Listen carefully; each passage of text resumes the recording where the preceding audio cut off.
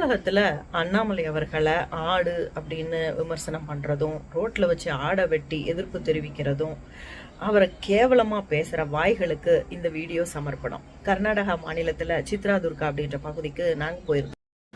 சற்று முன் கர்நாடகாவுக்கு சென்ற இந்த பெண்மணிக்கு பாஜக தலைவர் அண்ணாமலை அவர்கள் யார் என்பதை புரிய வைத்த அந்த மக்கள், அதாவது பார்த்தீங்கன்னா அந்த மக்கள் பாஜக தலைவர் அண்ணாமலை அவர்கள் மீது எந்த அளவுக்கு மதிப்பு மரியாதை வச்சிருக்காங்க, அவர் ஐபிஎஸ் அதிகாரியாக இருந்தபோது எந்த அளவுக்கு அந்த மக்களுக்கு அண்ணாமலை அவர்கள் நல்லது பண்ணியிருக்காரு அப்படிங்கிறத இந்த பெண்மணி கர்நாடகா போகிறப்ப தான் இவங்க அதை உணர முடிஞ்சது, அதை பற்றி தெரிய முடிஞ்சது. மக்கள் எல்லாம் எந்த அளவுக்கு அன்பு வச்சிருக்காங்க, ஒவ்வொரு வீட்டிலையும் பாஜக தலைவர் அண்ணாமலை அவர்களுடைய புகைப்படம் மாட்டப்பட்டுள்ளது அப்படிங்கிற பல தகவல்களை இந்த பெண்மணி பேசியிருக்காங்க. இந்த வீடியோ பாருங்க, பார்த்துட்டு வந்துருங்க. தமிழகத்துல அண்ணாமலை அவர்களை ஆடு அப்படின்னு விமர்சனம் பண்றதும், ரோட்ல வச்சு ஆடை வெட்டி எதிர்ப்பு தெரிவிக்கிறதும், அவரை கேவலமா பேசுற வாய்களுக்கு இந்த வீடியோ சமர்ப்பணம். கர்நாடகா மாநிலத்துல சித்ராதுர்கா அப்படின்ற பகுதிக்கு நாங்க போயிருந்தோம்.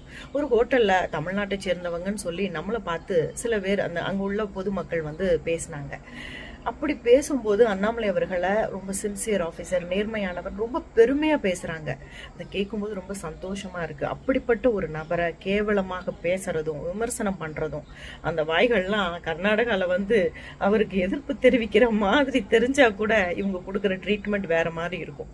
ஆக இப்படிப்பட்ட ஒரு தலைவர் நாளைய முதல்வராக தமிழகத்துக்கு வந்தா நாமெல்லாம் செய்த பாக்கியமாக தான் இருக்கும்.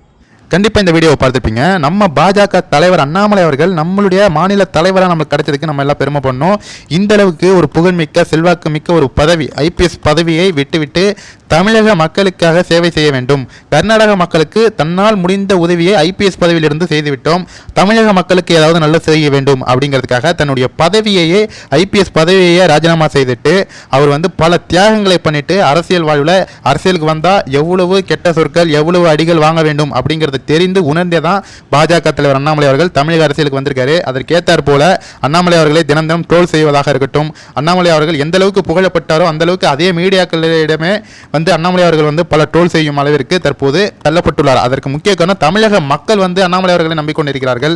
எதிர்கட்சிகள், ஆளும் கட்சிகள் என அனைத்து கட்சிகளும் பாஜக தலைவர் அண்ணாமலை அவர்களை டார்கெட் செய்து பத்திரிகைகள் மூலமாக அவரை பிரஷர் கொடுக்குறாங்க. மீடியாக்கள், சமூக வலைதளங்கள் மூலமாக அவருடைய புகழை களங்கம் விளைவிக்க இவங்க முயற்சி செஞ்சுட்டு இருக்காங்க. ஆனால் பாஜக தலைவர் அண்ணாமலை அவர்களுக்கு தமிழகம் முழுக்க மக்கள் செல்வாக்கு, இளைஞர்கள் செல்வாக்கு இருக்கு. அவங்க தரமான பதிலடியை கொடுத்துட்டு இருக்காங்க. கண்டிப்பாக பாஜக தலைவர் அண்ணாமலை அவர்கள் ஒரு மிகப்பெரிய ஒரு சக்தி வாய்ந்த ஒரு படித்த ஒரு இளைஞர்.